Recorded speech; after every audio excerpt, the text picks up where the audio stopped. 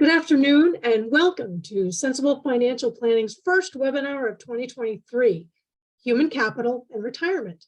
I'm Carrie Fristow and I'll be your moderator today. Today, Sensible Financial's founder, Rick Miller, will be speaking about human capital and the sometimes surprising implications of economic thinking for retirement. Rick holds a PhD in economics from the University of Chicago and started Sensible Financial 20 years ago. He is also a certified financial planner. Today's webinar will cover the basics of human capital and discuss how you can take it into account in your retirement plan.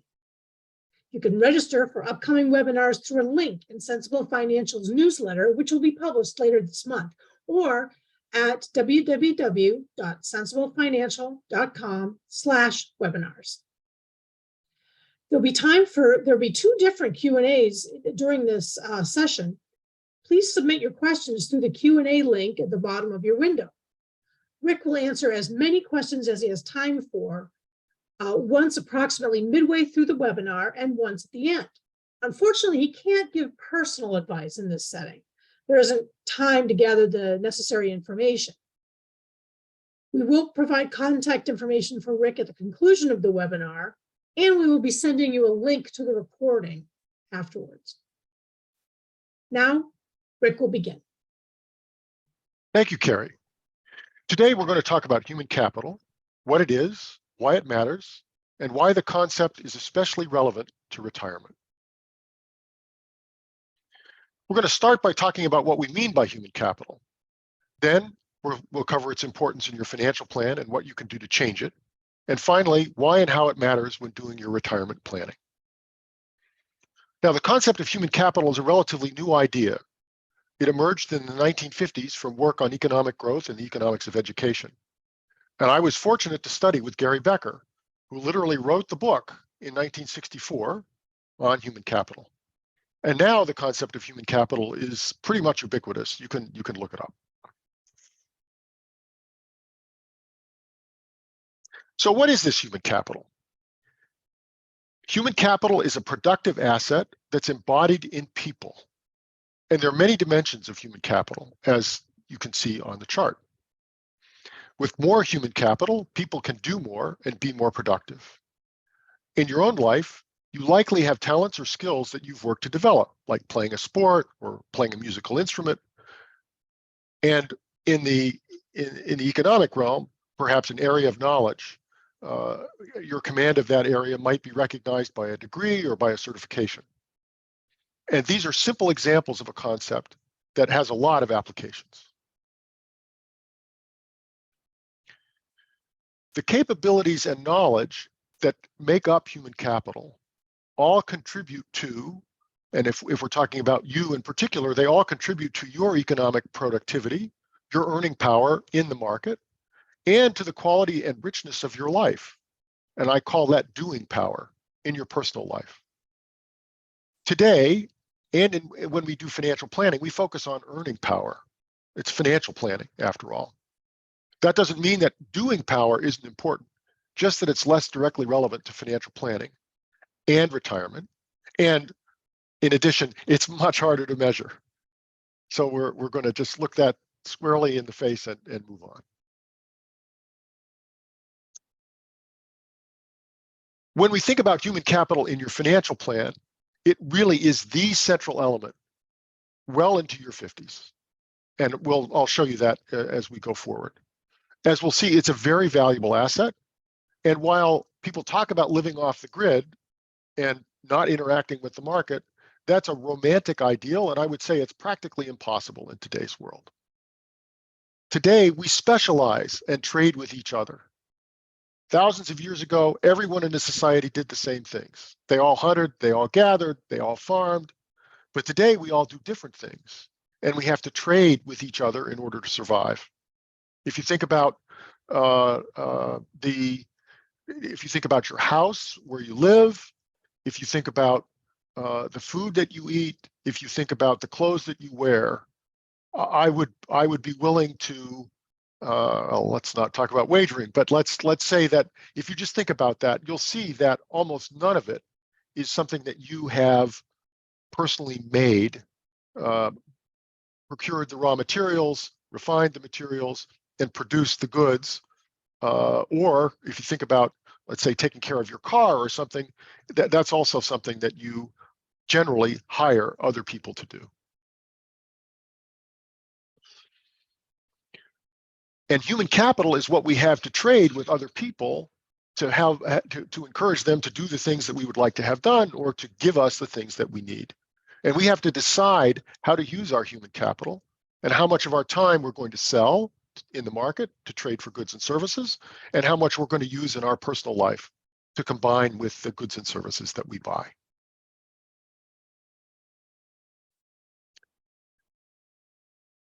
Now, the value of your human capital depends on a number of factors.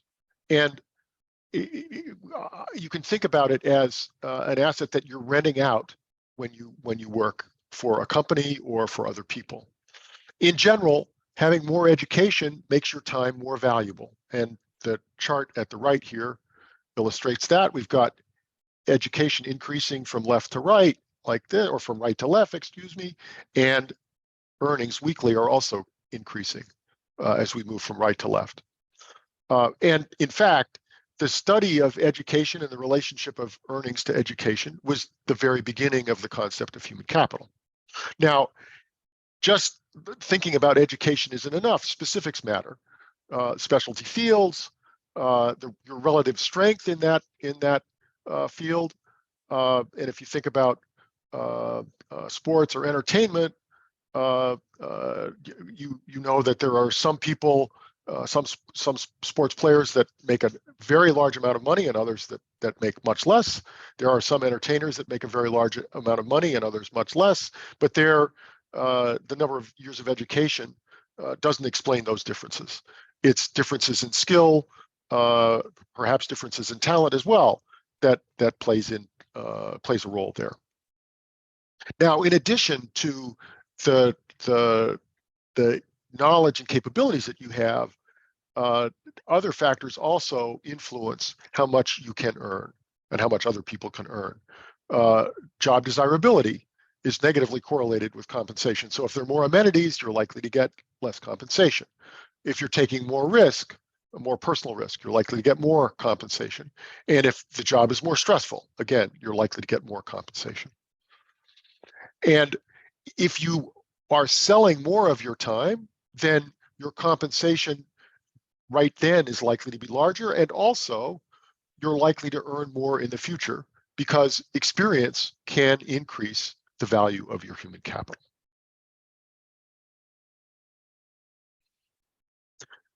Now, the value of human capital varies from place to place, from company to company, and over time. Historically, human capital has been worth more in larger cities, let's say New York or San Francisco, as opposed to Des Moines or Portland, and you can pick either Portland, Oregon or Portland, Maine. It's more valuable in more productive countries, let's say in the US as opposed to in Mexico. And people often change companies in order to earn more. In some cases, a larger company can provide a larger scope for people's human capital to be applied, and that can make it more valuable. In some cases, people's human capital is a better fit with one company than another. And in some cases, people have human capital that's much more valuable at one company than it is in another, because they have knowledge of how things are done in that company, or they have valuable working relationships. And the way people's human capital develops is relevant to the retirement decision. Experience and one's experience is a key factor in the value of human capital. In general, more experience makes your human capital more valuable. On the other hand, skills can depreciate, especially if they're not used. Markets can change, and they can increase or reduce the value of human capital. I think about the pandemic, and I'm acquainted with a number of people who taught yoga or who teach yoga, and my understanding is that it was much more difficult to make a living as a yoga teacher during the pandemic. On the other hand, the tech revolution has made software engineers' human capital much more valuable.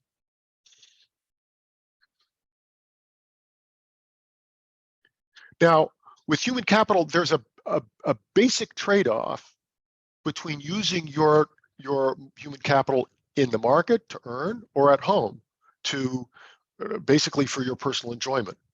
And that question about human capital commitment and how much you'll commit to the market has a number of different facets. There's a question about how much you're going to invest in the first place, how much schooling you're going to get. Then there's a question of how much time you're going to work versus spend at home, and then how much of an emotional commitment you're going to make, how much stress you're willing to tolerate. Now, in addition, you can vary your commitment to the market over your life. So, for example, you might say that you would take less time working in the market while your children are young, when you need to care for a parent or another member of your family, when you're taking a sabbatical. There's also the question of how long you'll work and when you'll retire. Earlier retirement means that you have fewer working years to employ your human capital, fewer years to earn a return on any investment that you made in your human capital. So if we observe that doctors who invest a great deal in their human capital and spend a long time learning tend to retire later, so that they can, and as an economist, or a former economist, I would argue that that's because it's because they made such a large investment, they want to have enough years to earn a return on that investment. Now, later retirement means fewer years in retirement when your time is fully your own, and when you can, but on the other hand, you can earn a larger return on your personal human capital investments, say playing a musical instrument or spending time with your family.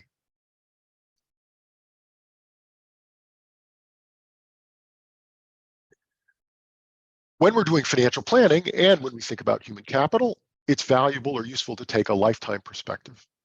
And if you were to ask why we do a lifetime plan, we say, first of all, that you're going to live a long time. And secondly, that decisions that you make today influence the entire rest of your life. For example, the value of your human capital can vary depending upon, and that's your lifetime earnings, can depend upon how much education you get, how much you work today, and how much experience you get today can influence how much that human capital's value worth later on. Whether or not you have children, whether you buy a larger or smaller, more or less expensive house, if you spend now as opposed to spending for your future, saving for your future. And the riskiness of your investments also influences the predictability of your future resources. So all of those are examples of how your current decisions can affect your future.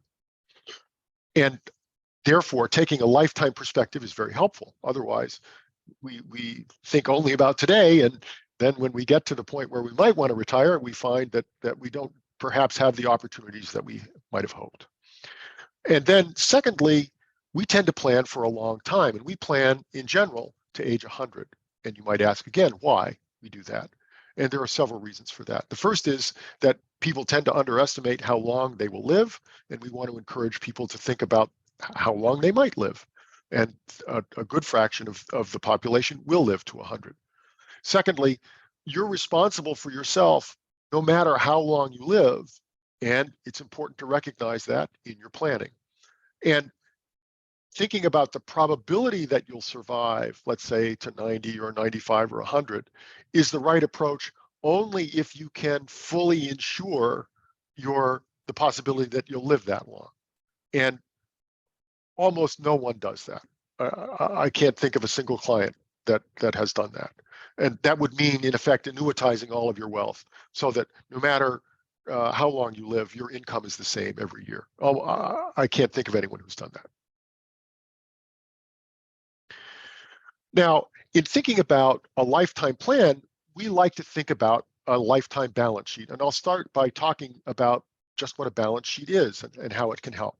So a balance sheet helps keep track of things, the present versus future, and it also helps recognize economic realities, that resources are finite, that you can't spend what you don't have. And if we think of an accounting balance sheet, which is the sort of conceptual underpinnings of the lifetime balance sheet, In the accounting balance sheet, we have assets on one side and liabilities and net worth on the other side. And the net worth is the assets minus the liabilities. Our version, the lifetime version, will have resources and spending. Resources are going to be an analog to assets. Spending is going to be our analog to liabilities. And a surplus or deficit is going to be our analog to net worth. So let's look at a lifetime balance sheet. And we have 3 columns here. I like to do that because it distinguishes between committed spending and other spending. But we could do it in 2 columns if we so chose. So since this is a lifetime balance sheet, we're looking at the resources that we have now and will have. And we'll talk more about what those are in just a moment. And then the liabilities and committed spending, we're going to talk about what we must spend now and in the future. And there's a range of degree of commitment here. So the taxes are inflexible. We don't get to decide what the tax code is going to be in general. Most of us don't get to decide that. Most of us live within the tax code that the Congress and the legislature selects. We can vary our housing somewhat, but it takes time and effort to change the way that we live, or the house that we live in. And then finally, there are special expenses. So things like college for your children, special vacations and gifts and so forth. They're flexible, but the emotional costs of changing those can be substantial. And then finally, over here, we have discretionary spending. And we talk about current spending as what we're used to.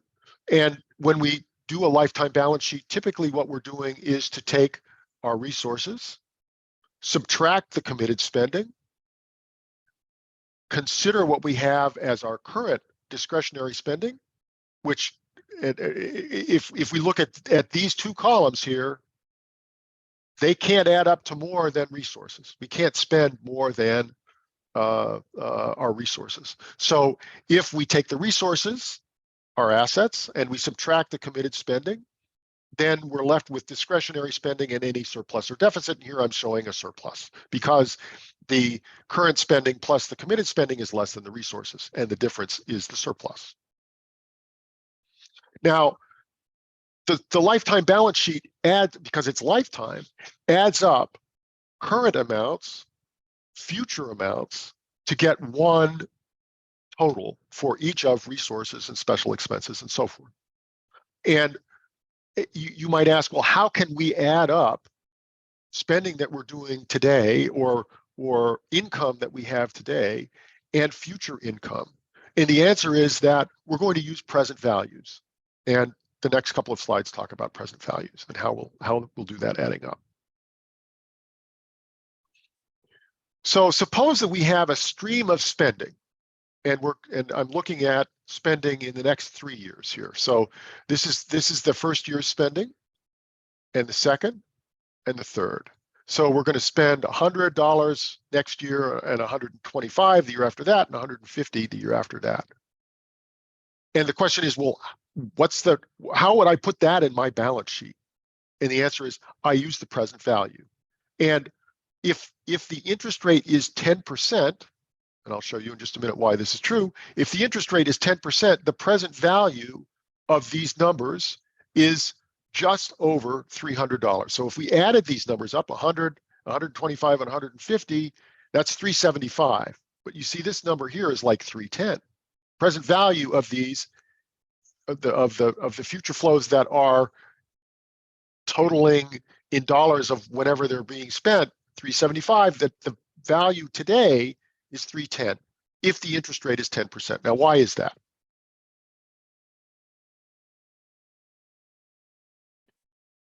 Suppose that we start with the 310 and we hold it for a year, and so we've got the 310 plus the interest that we earned on the 310, that 10%. That's going to be $31 and a little. And then we subtract the 100, and we carry that across as the principal that we're going to earn the next set of interest on. And then we subtract the 125, and we carry the difference across to be the amount that we're going to earn the next 10% of interest on. And that takes us just to $150. That's how we get to 310. If we use, let's say, 350, then we'd end up with extra. And if we used 250, we wouldn't have enough. 310 is exactly the right amount to get us to just exhaust the principal and interest by the time we've spent that last $150. Now, the present value depends on the interest rate. And let's look at how that works. Here's our 310. This is the same series of cash flows. At 10%, the present value of that stream of cash flows is 310. But at 20%, the present value is more like 260. Now, why is that? Well, it's because with the higher interest rate, we get more interest each year, right? This interest is larger than this interest. And this interest is larger than this interest, and so forth. So that the higher interest rate makes it so that this $260 is just exhausted at the end of the 3 years by this stream of outbound cash flows. So higher interest rate, lower present value. And by the way, that's why bond prices rise when interest rates fall, and vice versa, right? It's that the present value is larger if the interest rate's lower, it's smaller if the interest rate's higher. Well, what does this have to do with human capital? Why am I talking about this? The reason is that your human capital is the present value of your stream of income, current and future.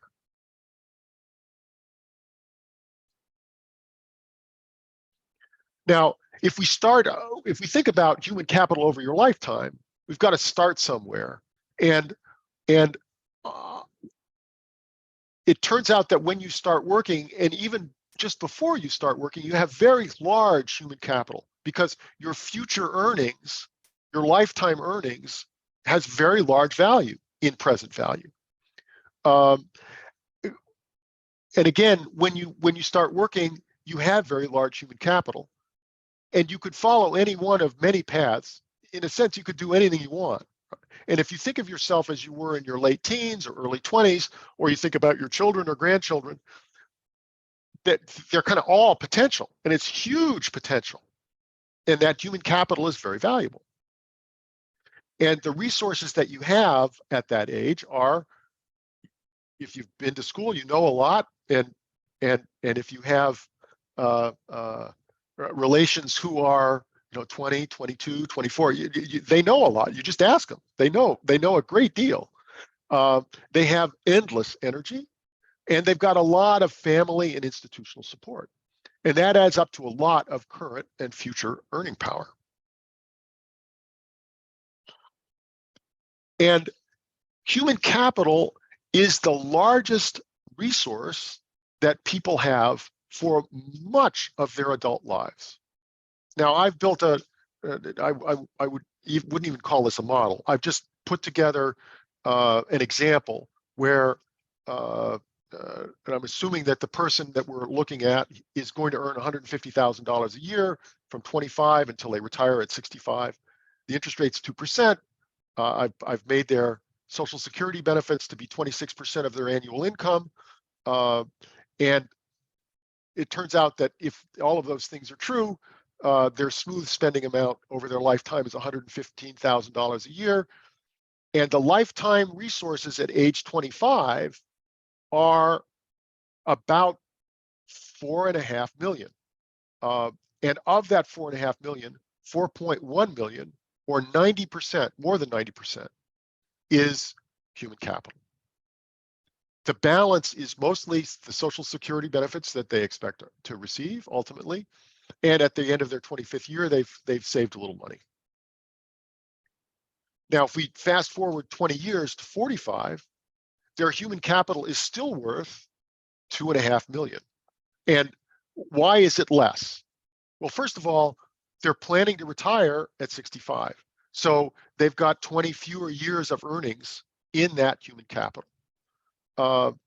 And so they kind of used up, if you will, some of that human capital.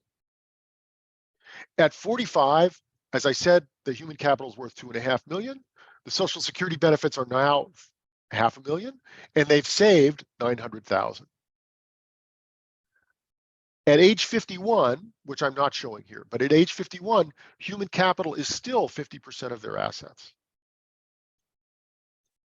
And between 54 and 55, their savings first become larger than their human capital.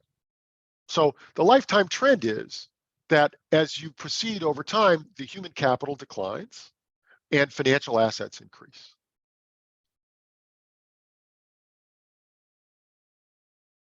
Okay, so Carrie, we're ready to take questions here. Okay. Don't forget to please put your questions in the Q&A box at the bottom of the screen. Here's a question that we have. If I own a house, this person asks, if I own a house and I have a large retirement savings, is my human capital still important?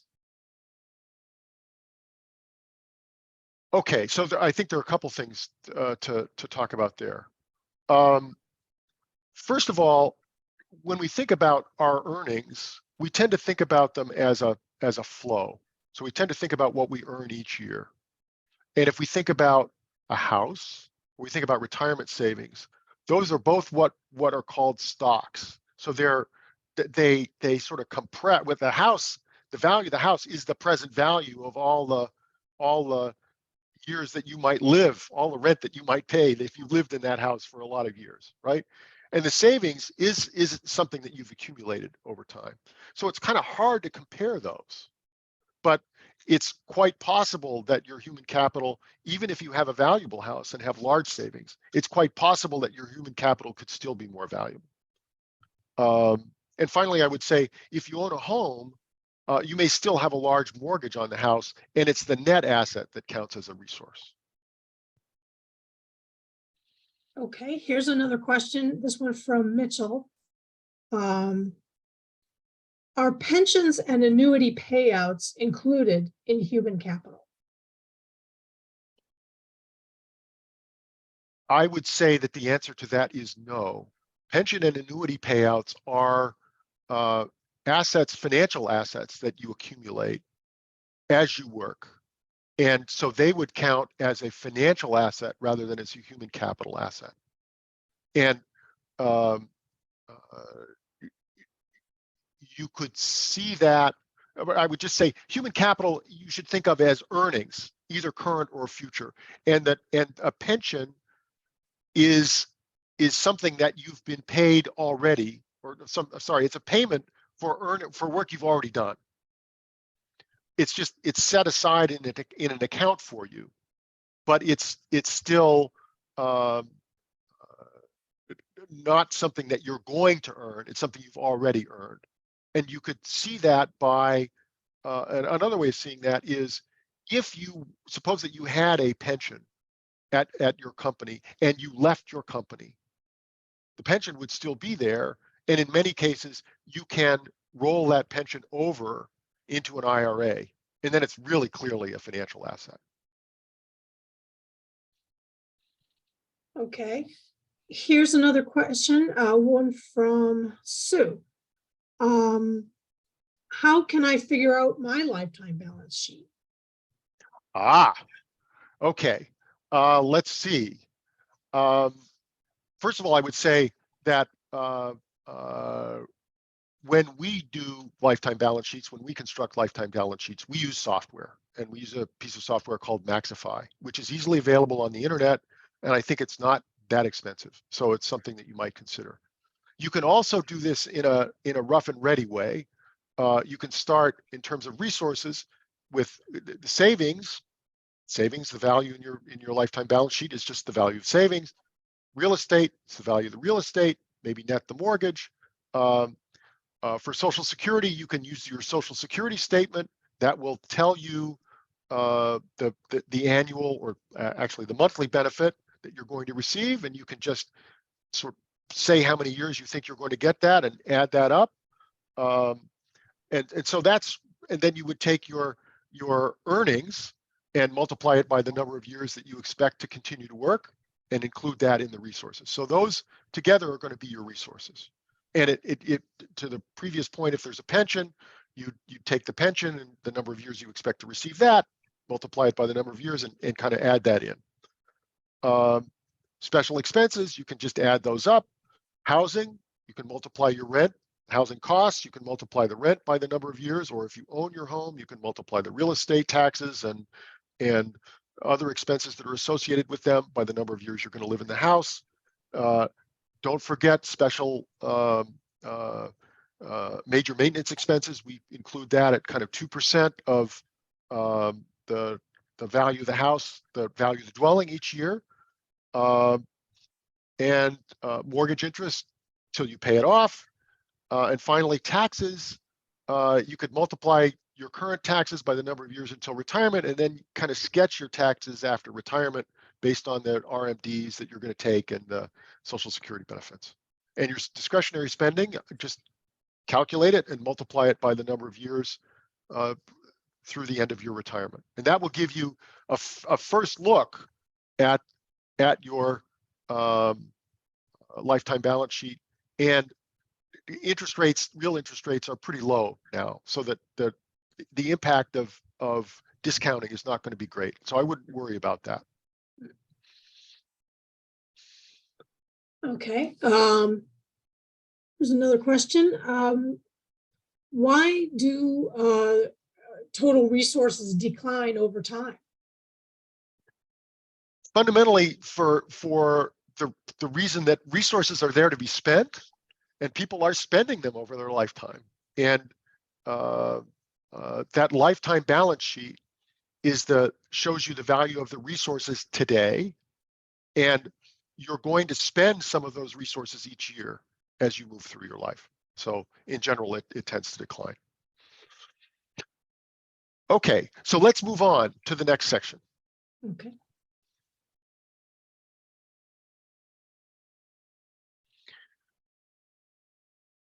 Your human capital changes over your lifetime, and you have a major influence on how that happens. Human capital grows and shrinks, and in terms of growing your human capital, the human capital concept originated with education. The more you invested, the more time, and there's an opportunity cost of education because you could have been working and earning, and then there's tuition, so there's more cost associated with taking more education, and people do that because that education is valuable, and people are going to invest that time only if they think they're going to get positive returns. And so in general, more education leads to higher earnings. And if you think about the how much it's worth to invest in education, the longer you're planning to work, the more years you have to earn returns on that investment. And that means you're more likely to be willing to invest for longer to get more education. And broadly speaking, that's the reason that people in wealthier countries that are healthier, who have longer life expectancies, tend to invest more in education. Now, you can also increase your human capital by various things that you do while you're working, and I've listed some of them on the right. But certainly you can think of if you've worked, or if you think about how work jobs might go, you can imagine that there are some jobs where you have more opportunity to learn, more opportunity to increase the value that you can add, and those jobs are going to be more desirable, and also people will maybe willing to take a little bit less of a salary in order to have those jobs because they expect higher earnings later. Now, human capital doesn't just grow, unfortunately, and just like physical capital, it can depreciate. You've got to maintain it, stay healthy, stay current, And even if you do those things, though, your human capital can depreciate. And I'm going to show my age a little bit here, and I'm going to talk about the Kufel and Esser company, which almost probably nobody knows anymore. But they made slide rules. And in the 60s, the late 60s and early 70s, slide rules were great. And every math student, every engineer had one. And then the electronic calculator came out. And all of the knowledge of the people who worked for Kufel and Esser and knew how to make slide rules really well, that became much less valuable because people didn't want slide rules anymore. Same with the technology at Polaroid for instant photography. People knew a lot about that. But when digital photography came out, that knowledge about how to produce prints instantly became much less valuable. Travel agencies, with the advent of the internet and Expedia and so forth, the skills of being able to help people plan travel became much less valuable. So all of that points out that in addition to having valuable human capital, having flexibility and the ability to adapt is valuable in and of itself. The ability to learn, the ability to increase your human capital is very valuable. So finally, we get to retirement. And retirement is the financial planning problem. And I say the financial planning problem because if there were no retirement, there'd be no financial planning problem. And you can kind of see that here. If we worked all the way through to the end of our lives, all the way out here, then we'd have income all the way out here, and we'd be able to spend at this level.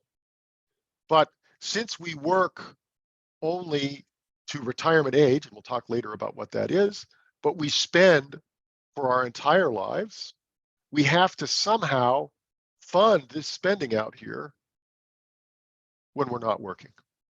And so how do we do that? Well, we have to save and we have to invest, and that's financial planning.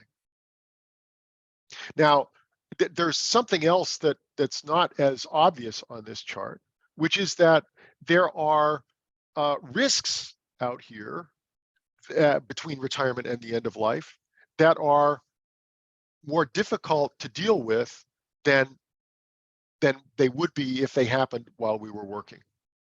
And those include things like unpredicted changes in spending on healthcare, on long-term care, on your family, unpredicted investment results.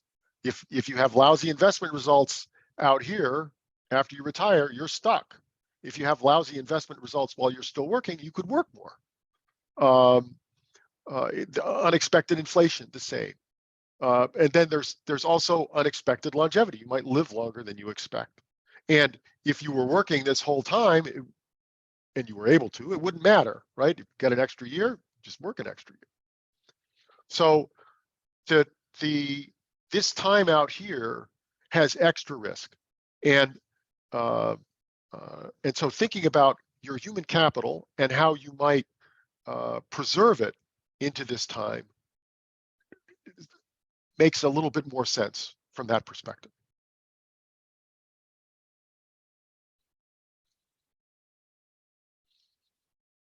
So now, since we talked about human capital and we talked about retirement, we can talk about the two of them together. And I want to make 4 points here. The first one is that retirement is a new idea, and I'll show you just how new and why. Secondly, there are reasons associated with human capital that you might want to retire, and human capital considerations that factor into your retirement decision. The third is what happens to your human capital when you do retire. And finally, we're going to talk about some retirement alternatives.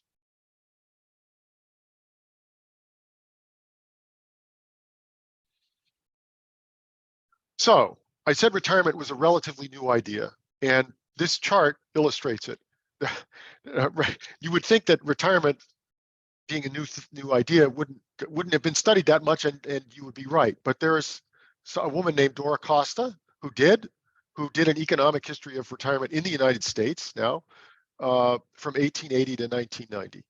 And one of the charts that I thought was most interesting is here. So we're looking at labor force participation rate, and that just means what percentage of the population is working. And these are all men, because we're going back to 1850, and in general, many fewer women were working in the labor force outside the home at that time than certainly is the case now. So if we want a long history of data, we're going to be looking at men. And what I notice here is that if we look at the 55 to 64-year-olds, there is a gradual decline here. So we start here above 90, and now we're down in the 70s or so, at least now at 1990. But if we look at those that are over 65, we start at 78, and we end up out here now at 20. That's a big change. And that really is when the idea of retirement became real over this time frame. And you can say, well, that's a long time.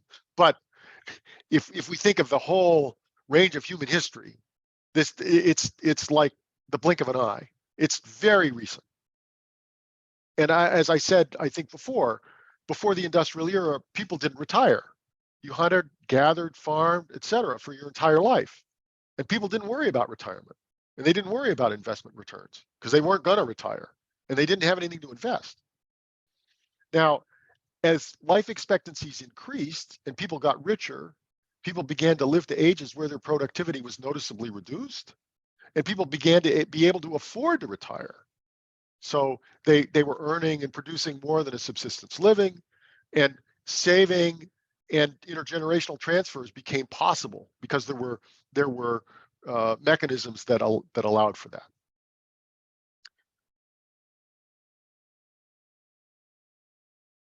And we can think of how retirement as a concept has developed. And you see the headline. The headline is that the retirement age is somewhat arbitrary. And if you look back at this history at all, you'll see that there really was not a lot of analysis that went into it. The idea was, well, at some point people are going to retire. Well, let's pick a date. Let's put I won't say a line in the sand, but let's put a marker. Pick a marker. And in Germany, it's often said that Bismarck set the retirement age at 65, but in fact he set it at 70. And life expectancy was much lower than 70. So the people who lived long enough to get retirement benefits were pretty unusual.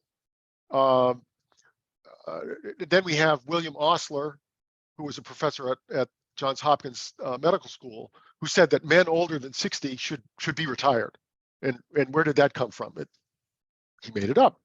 And then we have the U.S. Social Security system, which was established in 1935, and it set the retirement age at 65. And at that point, life expectancy for men, because it was mostly men that were working still in the labor force, was 58. So again, a lot of the people who might have gotten Social Security benefits didn't live long enough to get there. So there's a sense at this stage, when retirement is just starting, that as a concept, that retirement is something that only a very few people will do, and it's the people that happen to live a long time and live to the point where they're just they're not productive enough to earn a living. And so we'll kind of give this to them, I wouldn't say as a prize, but as a society now, we can afford to make it possible for them to live a comfortable life, even if they're not earning. Now, something really important happened over this time as well. Life expectancy increased a lot. So if we look at life expectancy at birth, and we start at 1900, you see that the average life expectancy for all people was 47. And there are differences between men and women, but this is a pretty good number, pretty good average. Life expectancy at birth in 2005 is 30 years longer. That means that if we look at every child born in 2005, they could expect to live 30 years longer than their grandparents or great-grandparents who were born 100 years before. That's an enormous change. And if you think about retirement, I'm getting a little ahead of myself. Now, a lot of this difference is a change in infant mortality. Infant mortality went way down, and so a lot more people survived to 5, and once they survived to 5, then they were likely to live adult lives. But still, even after that, if we look at life expectancy at 65, and we look at the difference between people who turned 65 in 1950 and people who turned 65 in 2005, we've still got a 4-year difference. So retirement, if you think about 65 as retirement just got 4 years longer. That's almost 30% longer. So if you think back to Social Security setting the retirement age at 65, and why did they do that? Well, because they could have, that's what they thought they could afford, right? The country could afford in terms of taxes and benefits and so forth. So it's kind of an arbitrary number. And this trend for people living longer makes it an even more arbitrary number.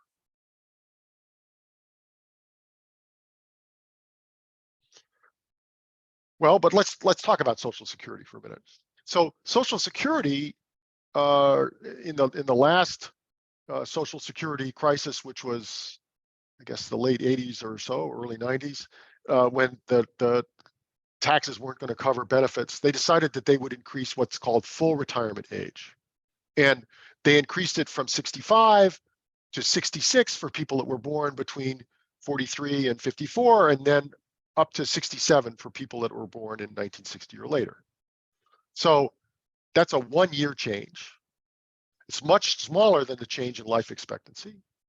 And it's, as a result, the length of retirement has gotten longer because of the increase in life expectancy, despite this change. Now, Social Security has, on the one hand, it's made saving for retirement much easier than it was before there was such a system, but it also has a major influence on people's retirement decisions, because it suggests, very strongly suggests, a retirement age. It says so right here, your full or normal retirement age. That's when it's normal to retire. Well, why is that? Because Social Security says so. That's why. And it's not just that they announced that that's the normal retirement age. It's also that they say, well, if you retire or if you start benefits before then and you keep working, then we're going to reduce your benefits. And the limit of earnings that you can have before they start to reduce benefits is really low. It's $21,000. And there's a lot of evidence that people respond to those cues. You would think that given how different people are, and given the differences in their human capital and their preferences and so forth, that you'd get a wide distribution and a smooth distribution of people retiring. But what we see instead is that a lot of people retire at 62 because that's when the benefits, Social Security benefits, start. And then a lot more people retire at their full retirement age, more than you would expect if it was kind of randomly distributed across the population. Now, I would argue that retirement and Social Security claiming should be independent decisions. It turns out that because of the way Social Security benefits change each year from your age 62 to your age 70, it's quite likely that it's beneficial for most people to wait until 70 to start their benefits, and regardless of when they retire. And we can figure out how to finance the spend. Suppose they decide that they're going to retire at 64. We can, if they can afford to retire at 64, we can figure out how to finance that, finance the gap, if you will, between 64 and 70 when Social Security benefits start. If they can afford to retire, they should have enough savings to cover that gap. So why should you retire if we're not going to let Social Security tell us when? How are we going to decide? So there's several possible reasons, and I've illustrated them here, or some of them. First of all, you can't compete in professional sports is the best example of that, but that would be there's a limited number of roles.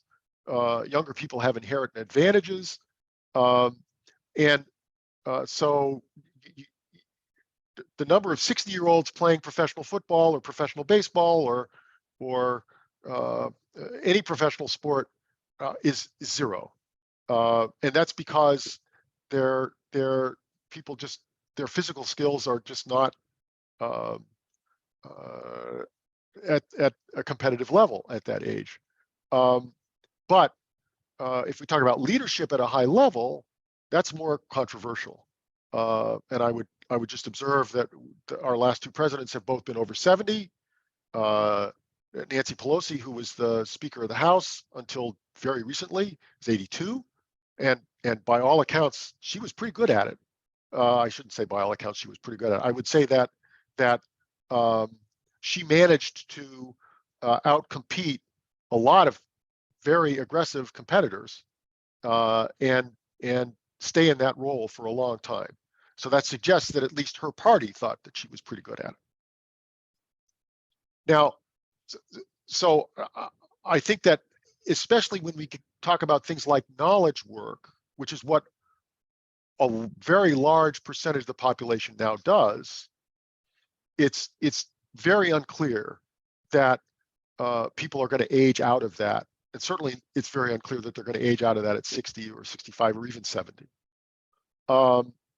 Now, there are also safety considerations, and I've listed a number of cases where people might retire because they think that it's risky or dangerous for them to keep doing what they're doing at older ages. But I would say, well, why use age instead of testing, and to be sure that people are competent and capable? There are physical reasons to retire, physical in the sense if you're doing a physically demanding job, your physical capabilities can decline. And many of those jobs are also physically taxing and people just kind of can't do it anymore. That's a good reason to retire. But then there's also preference. You'd rather do something else, and you can afford to do something else.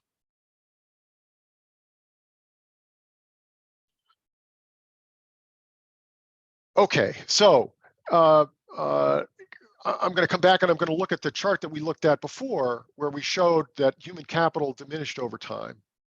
And you notice that at 65, human capital is zero.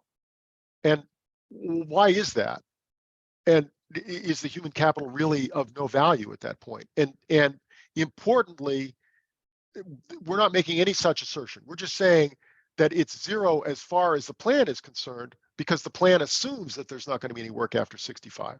But human capital might still be very valuable in the market.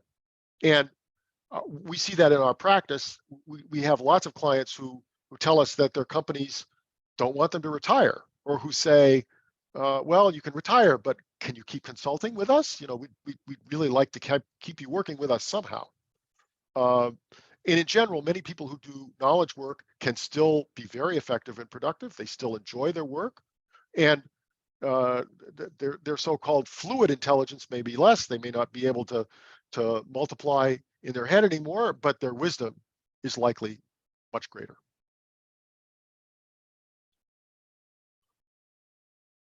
Okay, so well, why not just try out retirement? You know, why not just retire and see if you like it, and if you don't, you can come back, or if you have financial difficulties, you can come back. And the reason is that at retirement, when you stop working, your human capital starts to depreciate very rapidly. You don't use your human capital, the world moves ahead, you become disconnected, and as a result, your options become more limited, and you're not going to be able to earn as much. And the sort of the classic examples are older people that you see working at McDonald's or fast food restaurants or Amazon or other effectively manual and physical work. And because they're doing things that are that they would have been able to do, they're doing things that they're not able to do the things anymore that they used to. They're going to earn less. So the proverbial Porsche in the barn. I don't know if this is a Porsche, but you know, everyone dreams, not everyone, but people who like cars dream of finding classic cars abandoned in a garage or a barn somewhere. But that unfortunately, if you leave your Porsche in a garage, it's going to turn into a Model T. So I'm going to argue that full retirement is not the only option. You don't have to retire cold turkey. Work flexibility is increasing. People are working from home. People have flexible hours. Technology is allowing much more flexibility as well. It's called gig work, but and that can be a pejorative term. But more positively, it matches workers and jobs. Company ties are no longer essential, and people can keep working without necessarily being full time. And you can vary your commitment depending upon what you have available, whether you're planning a long vacation and so forth. If you're going to do this, planning is very valuable because you need to find out what your current employer and your industry will support, where else you might want to go to work, what preparation you might need to make. But if you do that, if you can work a little bit longer, you can kind of reduce your income gradually, as this suggests, and that's going to allow you to spend more over your entire life, because this resource, especially if you plan for it, is going to show up earlier. It's going to show up in your lifetime balance sheet from the get-go. And that's going to allow you to spend a little more, save a little less, because you're planning to work longer.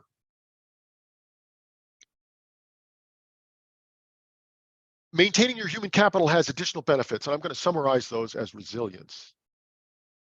You might not like retirement, but without your human capital, you might not like the alternatives. If you keep working, even if it's only part-time, it's much easier to increase your earnings if you need to. Your human capital is going to retain its value more if you continue to use it. And if you do decide that you're going to ramp down and retire later, the financial planning problem's easier, your lifetime resources are greater, retirement shorter. It's just an easier problem to solve. And you have a greater ability to respond to financial risks in retirement because you have more resources and more resilience. Okay, I ran a little long, I'm afraid, but we can take questions. Okay. We do have a question. This is from Dave. If he wonders, if I start Social Security benefits and I keep working, don't I lose benefits? Social Security, if you keep working before your retirement age, and I'm talking now about the years before the year in which you reach your retirement age, you can earn only, I think, $21,000 or $22,000 before your benefits are reduced, and they're reduced $1 for every $2 that you earn over that $21,000 or $22,000. And that sounds like a big tax. It turns out, however, that once you reach full retirement age, then your benefits increase to replace those lost benefits. So if you let's say, suppose you retired at 62 and then you work that next year, your benefits are going to be 7% higher every year starting in your full retirement age. That's a really good return. So let me say that again. Suppose that your Social Security benefits at 62 were $900, but you decide you're going to work. You file for benefits, and then you say, made a mistake. I'm going to work this year, and you make 60,000, which means that you're not going to get any benefits that year. So you lose, what did I say, $900 a month? So like $11,000. But then when you get to full retirement age, your benefits are going to jump up to $1,000 from $900, and they wouldn't otherwise. So you kind of get those benefits back. So it's not really costing you anything. Okay. So that's really kind of a confusing aspect of Social Security benefits, and while Social Security makes it very clear on their website that that's what happens, people notice the benefit drop and they don't really think about the benefit increase later. And by the way, I would argue that for most people who are likely to be listening to this call, it's in general probably beneficial to plan to wait until 70 to take your benefits anyway. So you're not going to see a reduction in benefits because after full retirement age, and around 66 now, right? You can work all you want and there's no impact on your benefits. Okay. Here, let me find the other question. There are other questions here. Okay. So somebody asks, I've worked hard. Why can't I retire? You probably can. I'm not suggesting that you can't retire. I'm just suggesting that you keep in mind that you have still very valuable human capital, and you're kind of throwing it away when you retire, and that could be okay. You're allowed, but just think about it is all I'm saying. Think about it carefully, because once you throw it away, it's really hard to recover it. Instead of thinking about retiring, say, I'm not retiring, right? Because I'm going to keep living. I'm going to keep doing the stuff I'm doing, but I'm retiring my human capital. And am I ready to do that?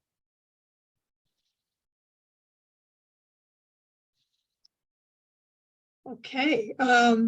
Well, there's some messages from John, who just says, thank you, Rick. This is a great webinar. Okay, great. And Fran, who says that as a 60-year-old, they really appreciate this analysis. Super. Okay, well, let me summarize then, and then we'll talk about the next webinar. Okay, so human capital is your primary connection to the marketplace. And as you get older and as your life progresses, savings take on more of that role, but your human capital still is a connection to the marketplace. Small decisions can have a big impact on your human capital. Taking a year or two off for family reasons, taking or refusing a new job, right? Because if you the new job is not just the earnings you're going to get, but also the increase to your human capital that you might get. The same with a new role in your current company. And why is that impact so large? The reason is that it affects the future. It affects the whole flow of your human capital, not just this year. And for me, that's the real benefit of thinking about your human capital, is to think about the entire trajectory of your career rather than this year or maybe this year and next year. Okay, well, thanks for joining us today. Next time, which is in February the 23rd at 3, Frank Napolitano will be talking about charitable giving and your estate plan. Appreciate your taking time to join us. Have a great day.